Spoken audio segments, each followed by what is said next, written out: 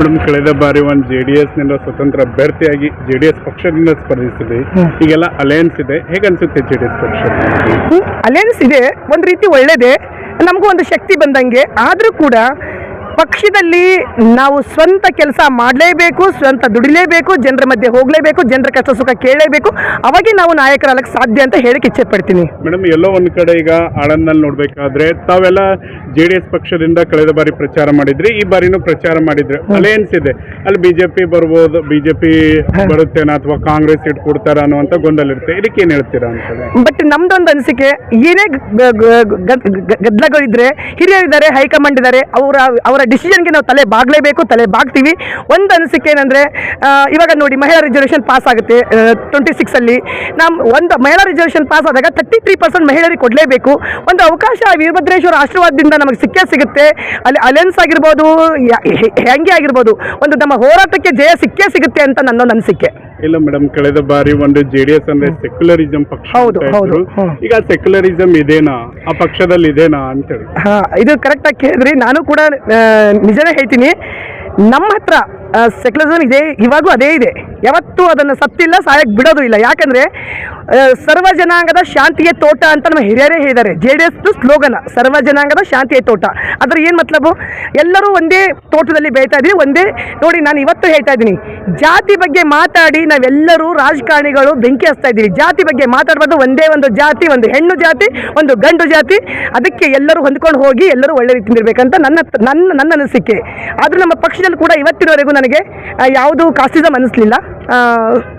ಕೆಲವು ಒಂದು ಕಡೆ ನೀವು ಬಿಜೆಪಿ ಜೊತೆ JDS ಅಲಯನ್ಸ್ ಆದಮೇಲೆ ಎಲ್ಲ ಕಾರ್ಯಕರ್ತರು ಹಂಚಿಕೆ ಆಗಿಬಿಟ್ಟಿದ್ದಾರೆ.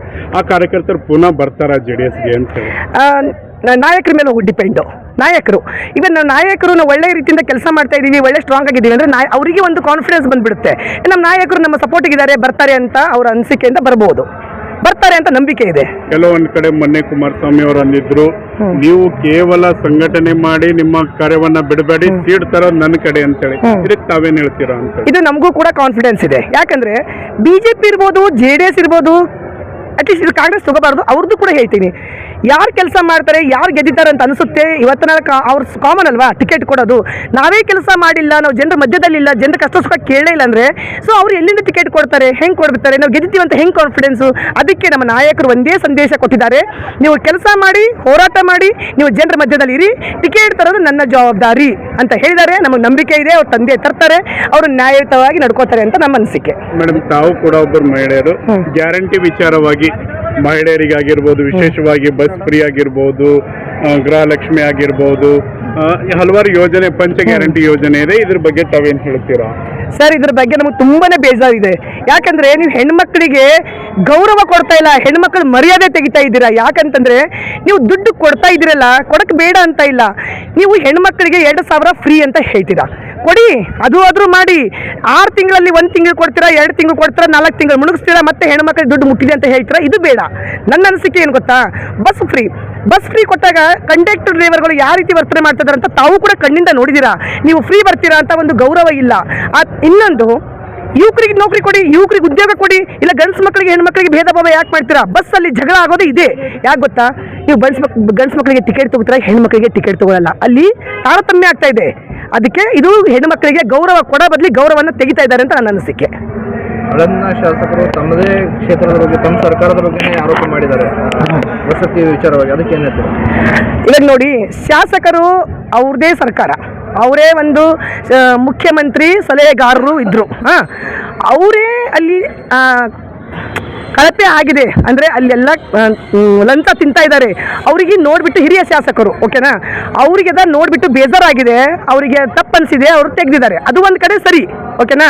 ಇನ್ನೊಂದು ಕಡೆ ನೀವು ಮತ್ತೆ ಲಂಚ ತೊಗೊಂಡಿದ್ದಾರೆ ಅಂತ ನೀವು ಧ್ವನಿ ಎತ್ತಿದ ಮೇಲೆ ಮತ್ತೆ ಯಾಕೆ ಸೈಲೆಂಟ್ ಆದ್ರಿ? ನಿಮ್ಮ ಅದೇ ಧ್ವನಿ ಸ್ಟ್ಯಾಂಡ್ ಇಟ್ಕೊಂಡು ನೀವು ಅದೇ ರೀತಿಯಿಂದ ಮುಂದುವರಿಬೇಕಿತ್ತು. ಯಾಕೆ ಹೊರದಿಲ್ಲ? ನಿಮಗೆ DK ಶಿವಕುಮಾರ್ ಕರೀತಾರೆ, ಸಿದ್ದರಾಮಯ್ಯ ಸಾಹೇಬ್ರು ಕರೀತಾರೆ ಅಂತ ನೀವು ಹೋಗಿ ಮೀಟಿಂಗ್ ಮಾಡಿ ಬಂದು ಸೈಲೆಂಟ್ ಯಾಕಾದ್ರಿ? ಆಗಬಾರ್ದಿತ್ತು. ಓಕೆ, ನಾನು ಅನ್ನೋದೇನು ಗೊತ್ತಾ, ನಿಮ್ಮ ಹತ್ರ ಈಗ ನಿಮ್ಮ ಸರ್ಕಾರದವರೇ ನಿಮ್ಗೆ ತೂಚಿ ಅಂತ ಇದ್ದಾರೆ, ನಿಮಗೆ ಹೋಗಿತಾ ಇದ್ದಾರೆ. ಈ ಕಾಂಗ್ರೆಸ್ ಸರ್ಕಾರ ದರಿದ್ರ ಅಂತ ಬೈತಾ ಇದ್ದಾರೆ, ಲಂಚಕೋರ್ ಸರ್ಕಾರ ಅಂತ ಇದ್ದಾರೆ. ನಾವು ಹೇಳ್ತಾ ಇಲ್ಲ, ನಿಮ್ಮ ಮಂತ್ರಿಗಳು, ನಿಮ್ಮ ಶಾಸಕರುಗಳೇ ಹೇಳ್ತಾ ಇದ್ದಾರೆ. ಹಾಗೆ ಹೇಳಿದ್ಮೇಲೆ ನೀವು ಕರೆಕ್ಟಾಗಿ ಸ್ಟ್ಯಾಂಡ್ ಆಗಿರಿ, ಅದಕ್ಕೆ ಮುಂದುವರಿರಿ, ಅದು ಎನ್ಕ್ವೈರಿ ಮಾಡಿ. ಪತ್ತೆ ಹಚ್ಚಿ ಅದು ಏನು ನ್ಯಾಯಯುತವಾಗಿ ಏನು ಮಾಡಬೇಕು ಮಾಡಿ. ಒಂದ್ಸಲ ನೀವು ಜನರ ಮುಂದೆ ಲಂಚ ಅಂತ ಹೇಳ್ತೀರಾ, ಒಂದ್ಸಲ ಹೋಗಿ ಇಲ್ಲ ನಾನು ಮುಂದೆ ಇಟ್ಟಿದ್ದೀನಿ ನೋಡ್ಕೋತೀನಿ ಅಂತ ಹೇಳ್ತೀರಾ, ಸೈಲೆಂಟ್ ಆಗ್ತೀರಾ. ಇದು ತಪ್ಪು. ಹಿರಿಯರಾಗಿ ನೀವು ಧ್ವನಿ ಎತ್ತಿದ್ರೆ ಅಂದರೆ ಆ ಧ್ವನಿಗೆ ನೀವು ಬದ್ಧವಾಗಿ ಕೆಲಸ ಮಾಡಿ ಮುಂದುವರಿರಿ ಅಂತ ಹೇಳಕ್ಕೆ ಇಚ್ಛೆ ಪಡ್ತೀನಿ. ಆಳಂದ್ ಕ್ಷೇತ್ರದಲ್ಲಿ ಏನಾದರೂ ಅಭಿವೃದ್ಧಿ ಆಗ್ತಿದೆಯಾ?